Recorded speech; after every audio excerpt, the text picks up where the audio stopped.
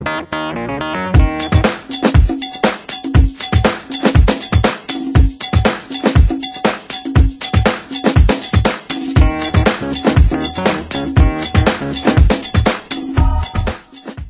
que hiciera un abordaje del informe de México sobre las metas del milenio, mucho enfocado al tema de la pobreza y el género.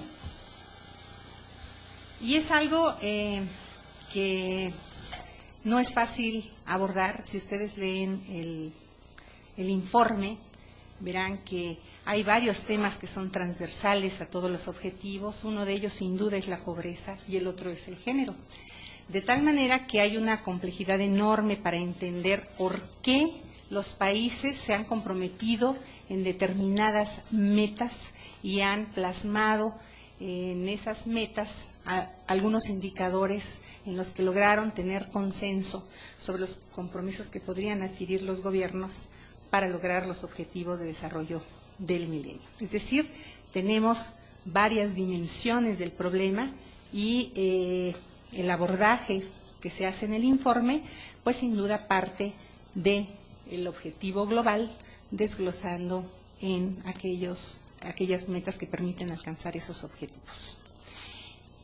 El más importante quizá y que es transversal a todo el informe es el tema de la pobreza. Aunque tenemos un objetivo dedicado exclusivamente a la pobreza, sin duda las políticas sociales y las políticas públicas están sobre todo orientadas a la población que vive en situaciones de privación, sobre todo lo que tiene que ver con las políticas públicas en una sociedad globalizada en donde lo que vemos es que estamos cada vez más sometidos a las fuerzas del mercado.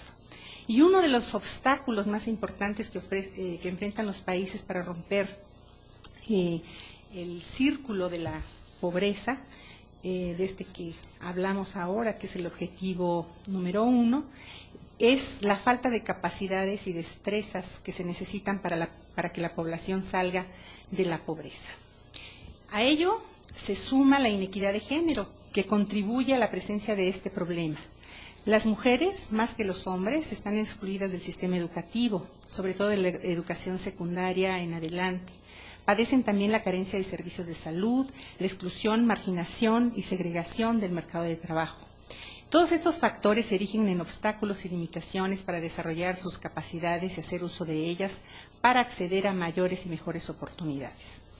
Los gobiernos están obligados por el mecanismo de la CEDAW, que es la Convención para la Erradicación de todas las formas de discriminación contra la mujer, y comprometidos con la Plataforma de Acción de Beijing, y digo obligados y comprometidos porque la CEDAW tiene un protocolo facultativo que obliga a los países a cumplir con los compromisos de alguna manera a través de los mecanismos que ha implantado la propia CEDAW. Y la plataforma lo que contiene son compromisos para tomar medidas que garanticen los derechos de las mujeres y su acceso a los recursos materiales fundamentales que les permitan remontar la pobreza. Hay muchos escalones prácticos que pueden reducir las inequidades basadas en género y que constriñen ese potencial de país para reducir la pobreza y lograr mayor bienestar de la población en su conjunto. Mucho se ha dicho que uno de los grandes obstáculos que enfrentan los países en nuestra región, en América Latina, una de las regiones más inequitativas del mundo, es precisamente la distribución del ingreso, las inequidades que se presentan en este nivel y que no solamente pues es el asunto de la pobreza, sino que tiene que ver más o que tiene que ver mucho con la forma en cómo se distribuyen los recursos en nuestros países.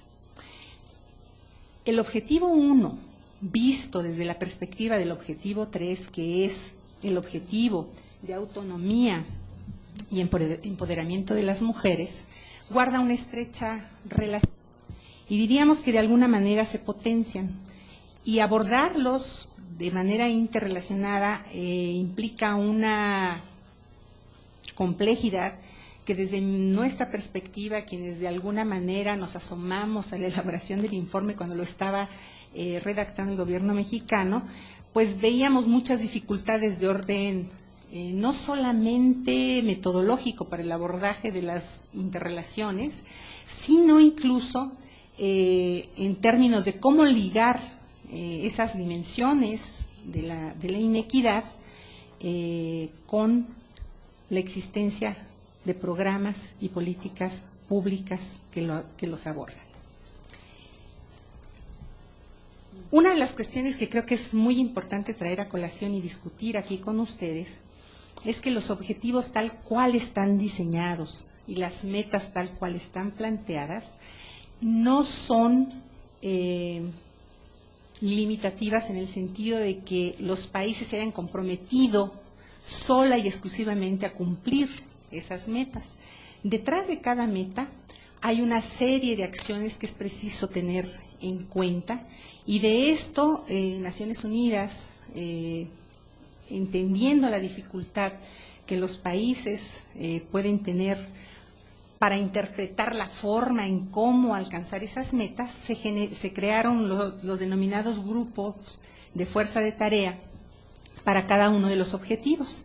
Y así tenemos un grupo de fuerza de tarea de género, un grupo de fuerza de tarea de pobreza.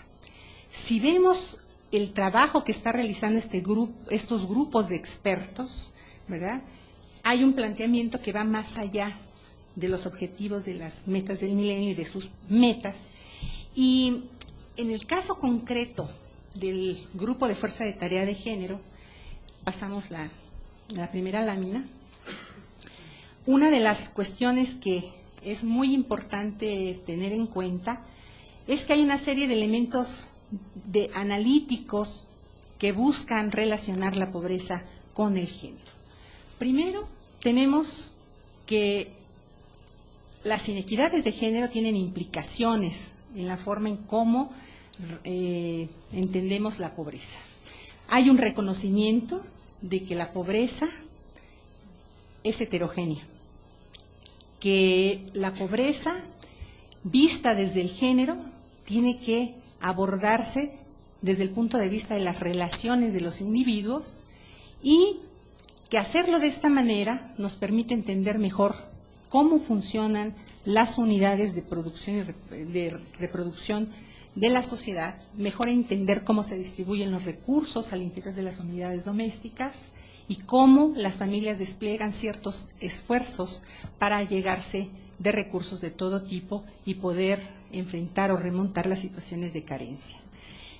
Un enfoque de este tipo, como el que está planteado en la literatura de género y pobreza, pues también tiene un abordaje multidimensional de la pobreza, en términos de cómo se distribuyen los recursos en el hogar, cómo se dan las aportaciones al hogar, tanto en recursos como en tiempo, las barreras socioculturales, el balance entre el trabajo doméstico y extradoméstico que realizan hombres y mujeres, o el desbalance, la distribución del tiempo y las tareas domésticas, los roles de mujeres y hombres. Es decir, hay una serie de tópicos que se analizan desde la perspectiva de género para entender, pues, esta relación género y pobreza. La que sigue, por favor. El grupo de tarea es un grupo de especialistas que ha planteado una serie de estrategias y retos que es preciso tener en cuenta para poder alcanzar las metas planteadas en los informes de país. Y uno de los puntos de partida es que, como lo señala en un documento del 2004, del año pasado, una de las grandes barreras para la transición del capital humano, dice el grupo, es la denegación de los derechos humanos fundamentales para una parte importante de la población. Y esto es lo que sucede a las mujeres. Es decir, hay un abordaje del grupo de tarea de fuerza de tarea de género, en el sentido de que hay que abordar los derechos de las personas y en concreto los derechos de las mujeres para poder trabajar en pro de los objetivos de género que tiene el informe. Sin liderazgo, nos dice el grupo, no será posible tomar ventaja de las oportunidades que se han abierto con el avance de la condición social de las mujeres de determinados grupos de población, ya que la inequidad de género está profundamente arraigada en las actitudes de la población, en las instituciones y en las fuerzas del mercado. Y yo subrayo aquí instituciones porque vamos a volver a este asunto. Por ello, ha sido preciso el compromiso al más alto nivel, es decir, de los gobiernos, para instituir políticas que, por un lado, puedan disparar cambios y, por otro, coloquen recursos ahí donde hace falta. Y en este sentido estamos frente al planteamiento de tener políticas que realmente disparen cambios en términos de género, pero también esas intenciones de cambio se vean reflejadas en la actividad presupuestal, es decir, en el convencimiento de que eso tiene que cambiar. Vamos a la que sigue, por favor. El grupo de tarea, la que sigue. No voy a leer el objetivo porque supongo que ya todo el mundo lo conoce, pero el grupo de tarea de género, de fuerza de tarea de género, define 3 dimensiones de la equidad de género que están ampliamente interrelacionadas. Por un lado, tenemos el dominio, la dimensión de las capacidades, que son las habilidades que se tienen en términos de educación, salud y nutrición. Son los aspectos, pues, que abordan esta dimensión. El dominio del acceso a los recursos y oportunidades para usar y aplicar las capacidades a través del acceso a bienes económicos, como la vivienda, la tierra, los recursos económicos, como el trabajo y los ingresos, y la política de oportunidades, que tiene que ver con la representación en los cuerpos políticos. Y un tercer dominio, el de la seguridad, que es el que nos permite reducir la vulnerabilidad a la violencia y al conflicto.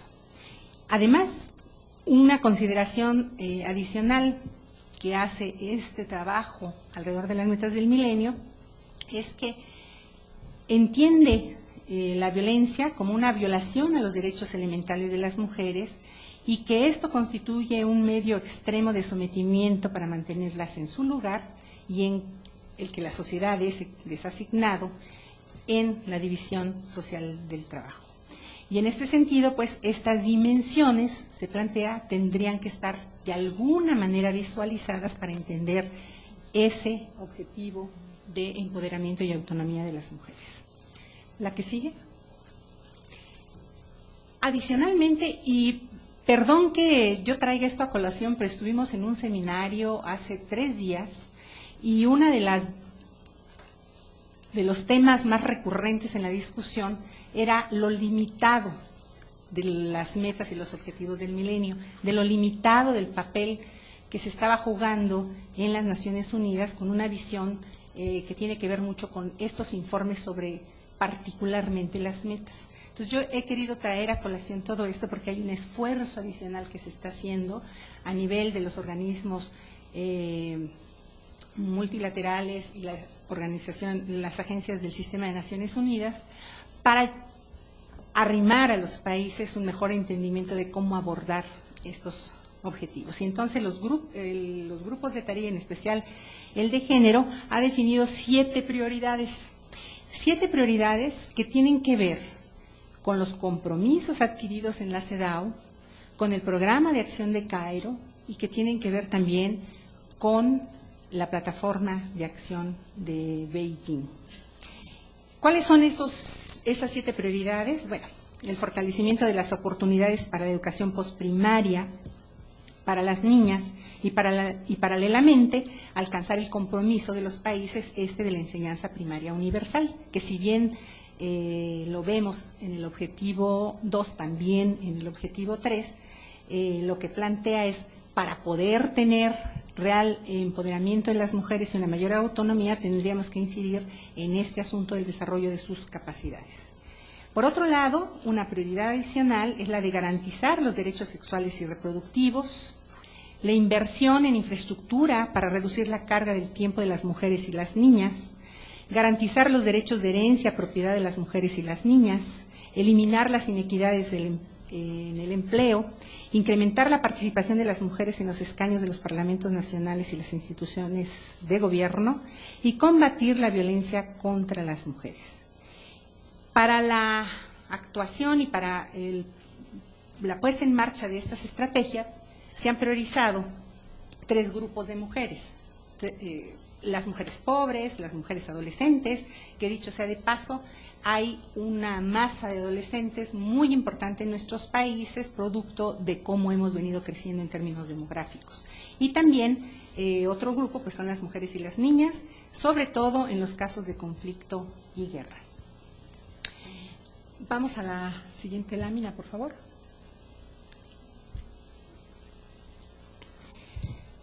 ¿Cuál es el objetivo global de todo esto? Bueno, de este esfuerzo. Se focalizan las inequidades de género entre la población en condiciones de pobreza, porque tienden a ser mayores en esta población, sobre todo en lo que se refiere a las inequidades en capacidades y en oportunidades.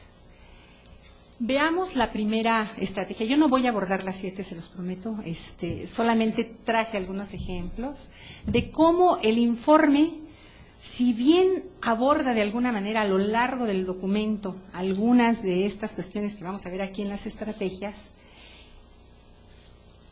la naturaleza del informe, la posibilidad de incorporarlo en un informe manejable, como lo aconseja Naciones Unidas, sintético, que permita realmente monitorear el problema y no tener un tabique que la sociedad civil vaya siguiendo y las instituciones vayan trabajando.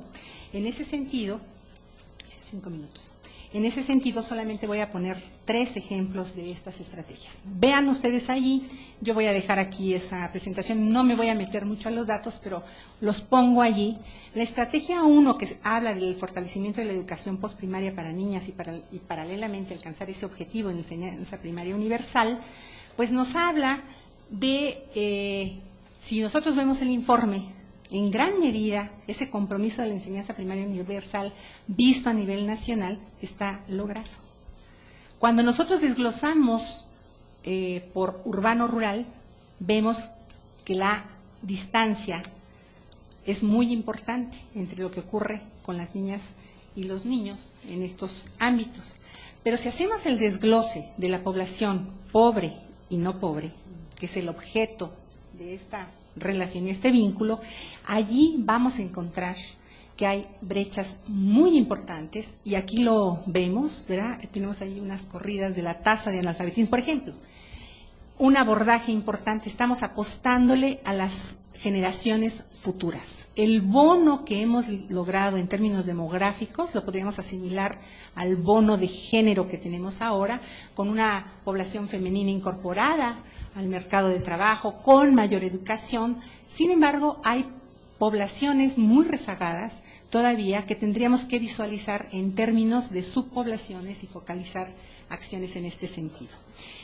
Vean ustedes, por ejemplo, allí cómo hay diferencias muy notables entre la tasa de analfabetismo, entre la población pobre y no pobre, la que vive en el ámbito urbano y la que vive en el ámbito rural. Vamos a la siguiente, y así podríamos ver algunas otras relativas a la educación, pero no me voy a detener aquí porque aquí está el especialista en educación.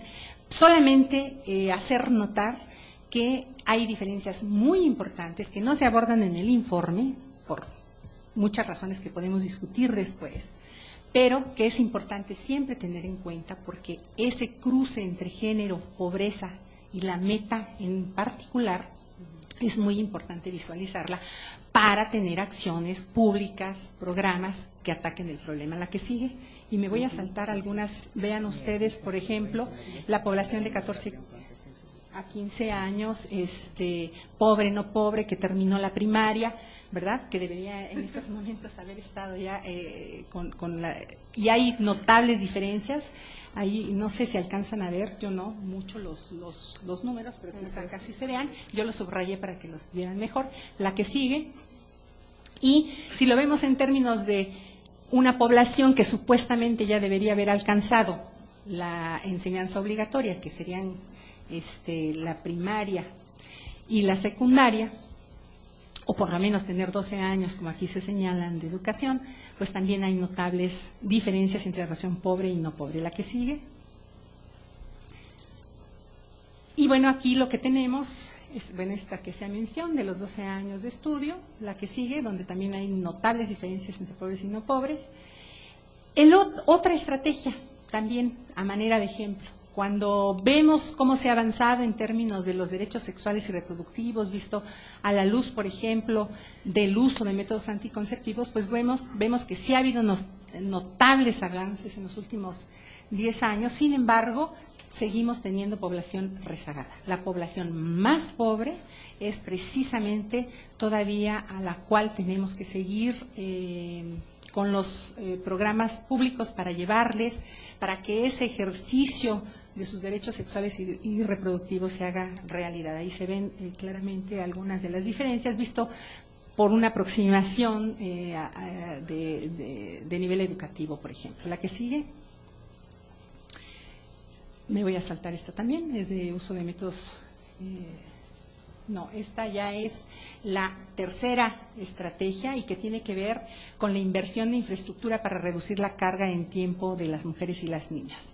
Y ahí, bueno, lo que vemos es que hay, por supuesto, y Mercedes, aquí está la otra experta que nos puede hablar del uso del tiempo. Yo solamente aquí muestro en esa gráfica cómo hay un reparto del tiempo y de las responsabilidades domésticas y extradomésticas muy desigual, algo que ya sabemos, la que sigue.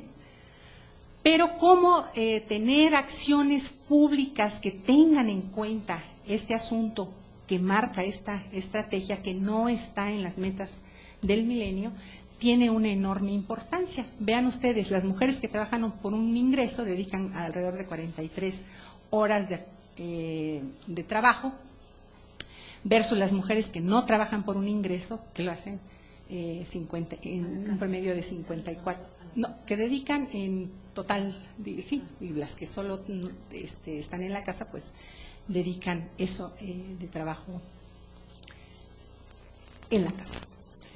Como resultado de esta división de la actividad de hombres y mujeres, ¿verdad? Vemos que en promedio hay muchas más horas disponibles para los hombres. La que sigue. Y bueno, esto lo que nos muestra es cómo en familias con un proveedor único, es decir, este rol que divide nuestros espacios, visto en términos de quintiles de ingresos, por ejemplo, vemos cómo los hombres, ahí ustedes lo pueden notar, dedican prácticamente el mismo número de horas, estén en el primer quintil de ingresos o estén en el último, tratándose de proveedores únicos. Y en este caso, bueno, las mujeres de los distintos quintiles sí tienen diferencias, claro, porque tienen o no enseres o servicios que les permiten descargar el tiempo de trabajo doméstico. La que sigue. Pero ¿qué pasa en las familias de doble rol? Vean ustedes el trabajo doméstico de los hombres. Sigue siendo prácticamente igual. Es decir, no importa si la mujer trabaja o no, no importa de qué estrato de ingresos estemos hablando, eso parece no tener ninguna elasticidad. En cambio, las mujeres que están en este tipo de familia, en donde participan en la proveeduría, pues sí tienen unas diferencias notables de trabajo en términos de tiempo entre los quintiles más pobres y los quintiles más altos. ¿La que sigue? ¿Se acabó?